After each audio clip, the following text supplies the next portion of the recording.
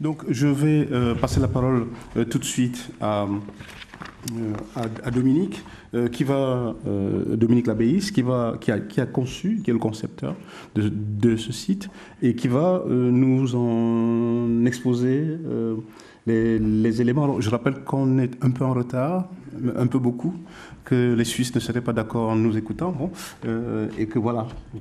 Ok, donc moi je vais essayer d'être rapide, mais ça va être un peu compliqué quand même vu les fonctionnalités. Mais bon, en fait, c'était assez compliqué de concevoir un site pour Édouard Glissant, c'est-à-dire qu'il y avait quand même un certain nombre d'objectifs à remplir. Le premier et le principal, c'était qu'il soit participatif, donc il soit fait pour vous. Le second, c'est qu'il soit international. Donc là, vous verrez aussi tout ce qui était mis en place en fait au niveau des langues et de l'imaginaire des langues dont on vient de parler. Il fallait qu'il soit glissantien dans la conception lui-même, c'est-à-dire pas seulement des contenus, mais vraiment dans la manière dont le site était conçu. Voilà, alors quant au fait qu'il soit glissantien, comme vous êtes glissantien, ça tombe très bien. Je pense qu'on va pouvoir se comprendre un peu sur le sujet. Voilà, donc le plus simple, c'est que j'aille très vite sur le site, si ça marche, parce que l'informaticien a sa moto bloquée dans son garage parce qu'il y a un camion devant. Il n'a pas pu venir, donc j'espère que tout va bien marcher. Voilà, et de toute façon, bon, normalement, le site, vous allez pouvoir le voir sur Google. Demain, il sera référencé ce soir et demain sur Google. Donc après, à vous d'y aller. Voilà. J'essaye de voir si ça marche.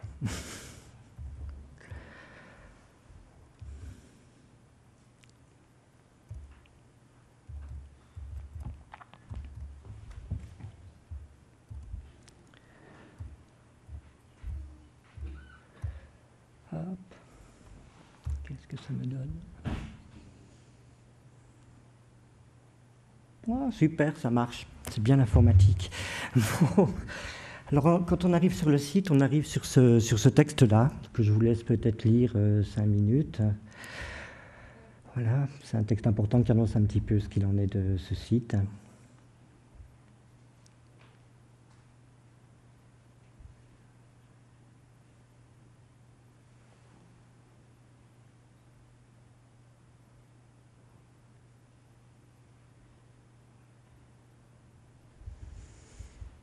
Voilà, déjà ce texte, donc de toute façon d'emblée sera en 3 langues. On a choisi que pour l'interface de l'ensemble du site, il y a 3 langues principales, donc le français, je ne sais pas si c'est la langue principale, l'anglais et l'espagnol.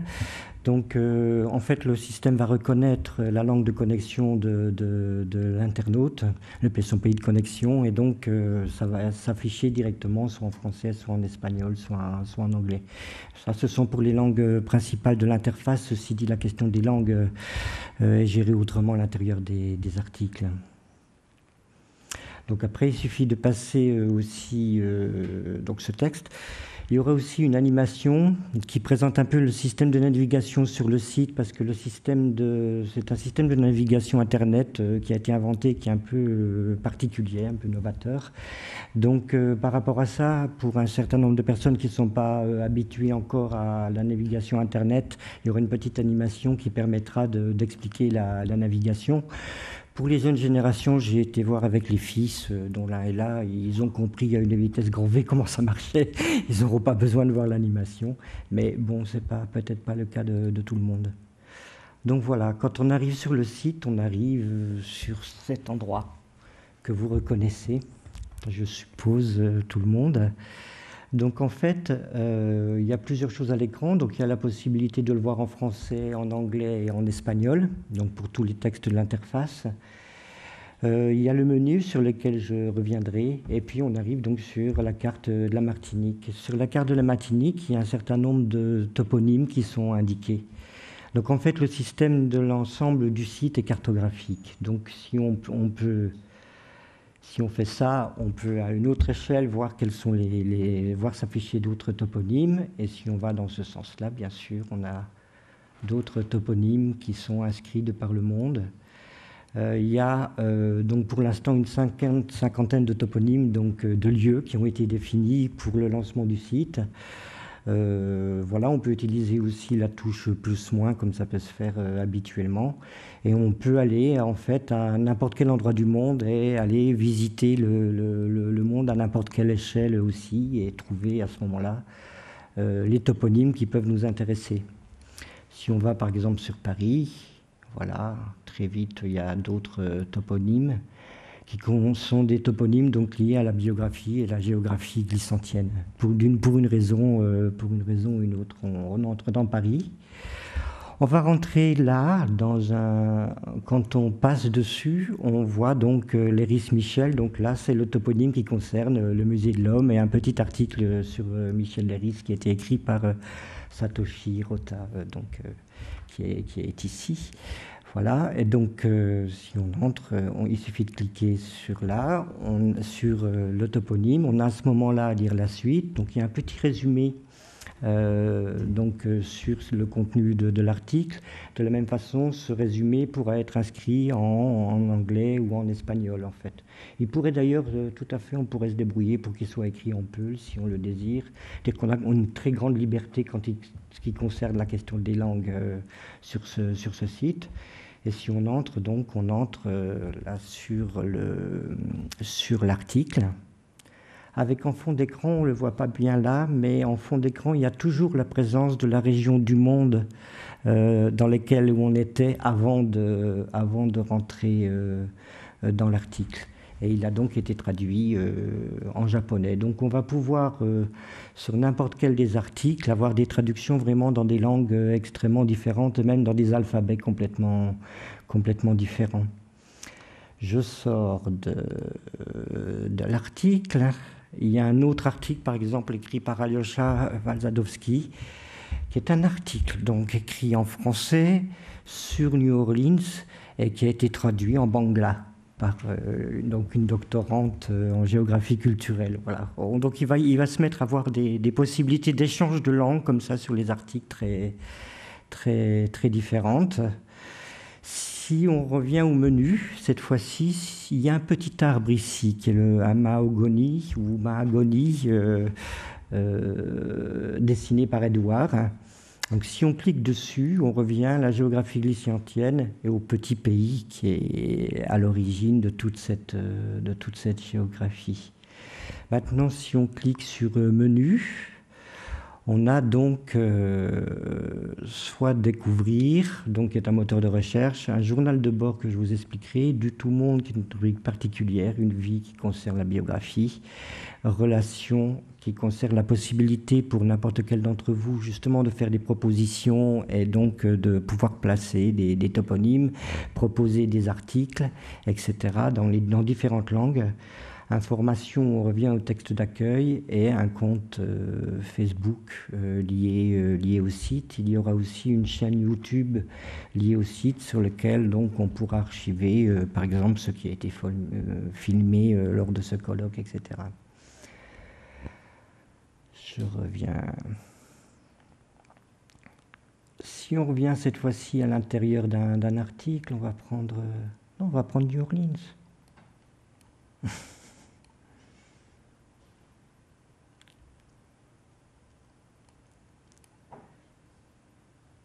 Il doit être par là. Le voilà. Voilà, donc on voit derrière se dessine en transparence la région du monde de New Orleans. Donc on a cet article écrit par Alyosha Valsadovsky sur le rapport de Glissant et New Orleans. Ensuite, on a sa traduction en bangla. Voilà. Mais ça peut être, on a vérifié, ça peut être vraiment dans des langues totalement différentes et des alphabets complètement différents. C'est pas compliqué à faire. Donc il y a aussi la possibilité, là vous voyez, il y a un lien.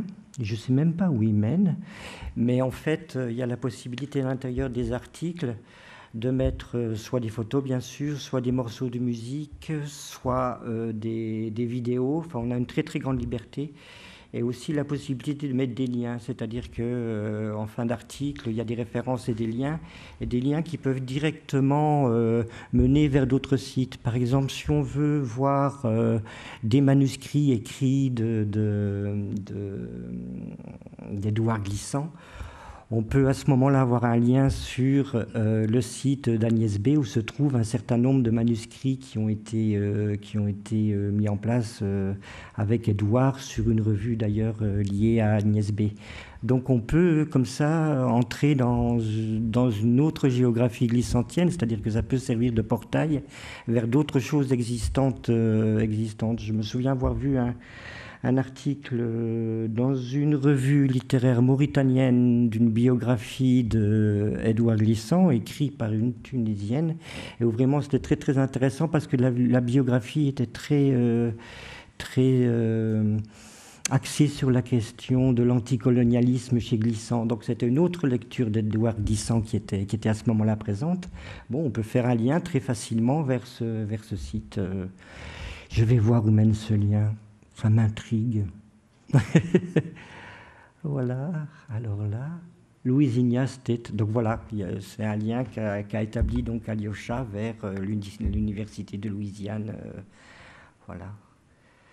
Donc on peut faire des liens très, très facilement. En bas d'article, on a des liens en relation, c'est-à-dire des liens en relation qu'on peut visiter en relation avec l'article qu'on vient de voir. Par exemple, là, bon, pour une raison que je ne sais pas, mais qui sont internes à l'article, on va avoir lien vers Uzeste. Donc là, on arrive sur c'est la question du jazz, bien sûr. Donc sur Uzeste, par rapport au jazz, qui est un festival de jazz en France. Donc là, on a un article, cette fois écrit encore par Alyosha, mais donc sur le jazz à Uzeste, encore avec des liens. C'est-à-dire que là, on a un lien vers le festival d'Uzeste qui est mis en place. Donc, et si on sort cette fois-ci de cet article sur Uzeste, à ce moment-là, on arrive à Uzeste, c'est-à-dire qu'on a changé de région du monde et on est dans une nouvelle région du monde. Donc, c'est une autre manière de pouvoir naviguer à l'intérieur de ce site. Si on rentre sur un autre article, rentrons à... Là, il y a un petit article sur... voilà, on rentre sur Uzeste de nouveau. Donc il y a aussi la possibilité par le système qu'il propose des lieux au hasard, des lieux aléatoires qu'on peut de nouveau visiter de la même manière. Et puis il y a des mots-clés qui sont liés donc à l'article et de la même façon on peut aller visiter ces mots-clés et voir quels autres articles sont proposés à partir de ces mots-clés. Voilà, par exemple, recherche va être Chaos Opéra. Donc, on va avoir un article sur le New Morning, un article sur les Chaos Opéra un peu faits à Odéon et dans les hommages à Édouard Glissant. Puis, bien sûr, Uzeste. Donc, c'est pareil, on entre dans les articles. Je sors de tout ça. Donc, on était à Uzeste. Voilà.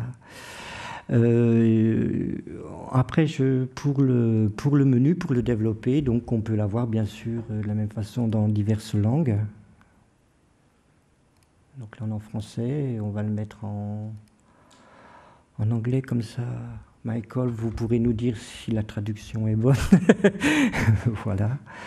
Donc le menu, donc on a un menu découvrir, donc voilà, qui est un moteur de recherche qui se fait de deux manières. Soit on a découvrir ici donc le moteur de recherche classique, soit on peut développer la liste de tous les mots-clés qui sont sur le site et après en fonction de ça aller sur les mots-clés qui nous intéressent. On a ici dans le menu ce qu'on a appelé le journal de bord, c'est-à-dire tout ce qui s'est passé sur le site, le placement des toponymes, les modifications d'articles, les nouvelles rubriques qui ont été développées depuis la dernière visite de l'internaute. Donc ça lui permet de ne pas être obligé de revisiter l'ensemble du site, mais d'aller à cet endroit-là pour voir qu'il y a telle ou telle évolution sur le site. Ici, il y a la rubrique Tout monde. Donc en fait, elle répertorie un peu, mais classée cette fois-ci par colloque, séminaire, livre, traduction, enfin X spectacle. Il y a une dizaine de catégories possibles, on peut toujours en rajouter. Donc sur ce qui se passe autour d'Édouard Glissant, et là, c'est plus ce qui se passe autour d'Édouard Glissant, mais dans le monde, pas en France, pas seulement en France, mais vraiment dans le monde entier.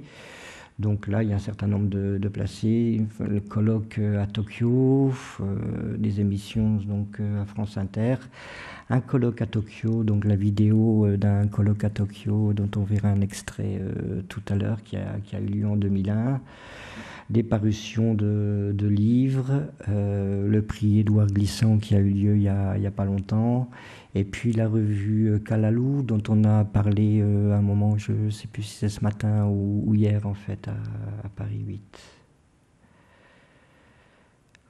Ensuite, donc ici, la biographie d'Édouard Glissant était encore une autre invention de la part de l'informaticien, qui malheureusement n'est pas là, mais ça c'est encore une belle invention, je crois, de sa part. Donc voilà, c'est pour découvrir la vie d'Édouard Glissant, de ce petit texte au départ qui commence le 21 septembre 1928. Là, on a la lézarde, voilà, et pour découvrir sa biographie, en fait, on suit le parcours de la lézarde. Voilà. On a la possibilité aussi de mettre des images, enfin ça c'est encore en cours de développement bien sûr, des images d'archives. Je passe un peu vite sur la biographie d'Édouard Glissant. Voilà, et donc jusqu'au Lamentin.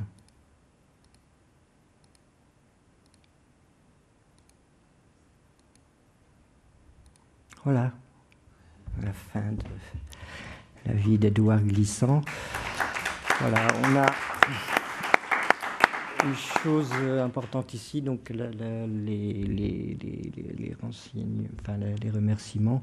Et ici, donc cette possibilité pour n'importe lequel d'entre vous, donc justement de faire des propositions, de relayer des thèses, de relayer des articles, de relayer des traductions, enfin des propositions de toutes sortes. Ça peut très bien être un poème, ça peut être très bien une image, ça peut être très bien un morceau de musique, ça peut être en n'importe quelle langue encore, et de manière à ce moment-là à ce qu'on puisse répondre. L'autre point important aussi, c'est la question du back-office. En fait, il a été vraiment construit pour des intellectuels, mais vraiment. C'est-à-dire que dans la discussion avec l'informaticien, tout au début où on s'est vu, il m'a dit, mais si je comprends bien Dominique, une fois que j'aurai fait ça pour vous, vous n'aurez plus jamais besoin de moi. Je crois que c'était... Je dis oui, tout à fait, et d'ailleurs c'est avec vous qu'on marche. Voilà, c'est-à-dire qu'il a vraiment mis en place un back-office qui permet une très très grande liberté d'usage aux intellectuels, qui est vraiment construit pour eux. C'est-à-dire qu'on a les modules des langues, on peut travailler plusieurs langues, on a la main sur quasi l'ensemble du titre, sur les textes de l'interface, on a la main sur la cartographie, on peut placer les toponymes à n'importe quel endroit du monde et à n'importe quelle échelle sur les cartes du monde. On peut changer la cartographie.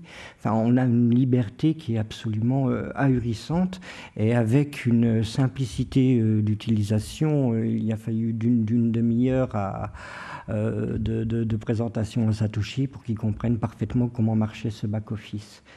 Et l'autre chose aussi pour les rédacteurs et les gens qui feraient des articles pour ce site, ils auront la possibilité d'avoir accès eux-mêmes à leurs propres articles pour pouvoir les complémenter, rajouter des liens, rajouter des images, etc. C'est-à-dire qu'ils auront accès à une partie du back-office, pas tout, parce qu'il y a des réglages, il y a des trucs informatiques derrière tout ça, mais ils auront en tout cas la possibilité d'avoir accès à leurs propres articles de manière en permanence, s'ils le désirent, modifier, faire évoluer leurs propres articles, ou s'ils sont au courant d'une traduction de leurs propres articles, etc.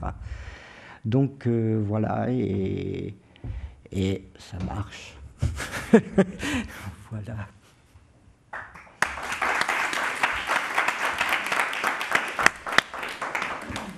Merci pour cette présentation qui nous fait penser qu'on est bien là dans le tout monde, qui effectivement change en échangeant, et c'est parfait. Est-ce qu'il y a des questions ? Oui, j'ai oublié Pardon. un point important parce que, de remercier très vite donc Paris 8 d'une part, de remercier tous les rédacteurs qui ont déjà participé à l'AS, François Noudeman, Aléocha, Guillaume Robillard et les traducteurs, et puis remercier l'équipe informatique parce qu'ils ont fait un travail absolument extraordinaire par rapport.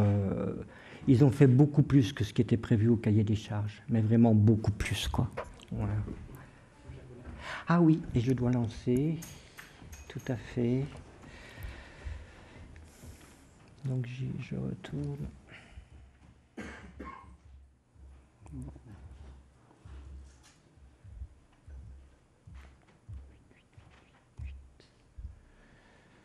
Hop. Donc voilà, je lance la vidéo d'Edouard Glissant à Tokyo qui est en japonais.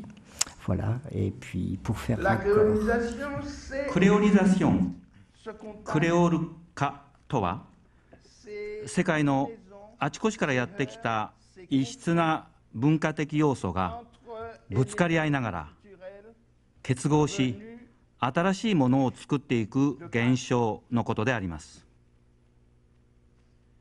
l'observation la plus stricte 実際に mène à 観 considérer 察すれば、 qu'aujourd'hui, 今日 le monde entier カリブ海世界だけではなく、世界中がクレオール化しつつあることが分かります。 avec un aspect négatif.